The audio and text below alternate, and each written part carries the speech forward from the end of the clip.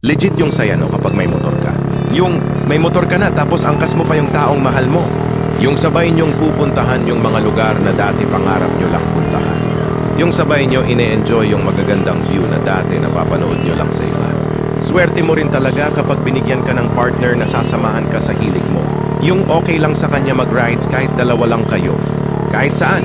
Kahit maulan, maaraw, mausukan, at maipit sa gitna ng traffic. Yung sabay kayong bubuo ng masayang memories at experiences. Nababaunin nyo hanggang sa pagtanda.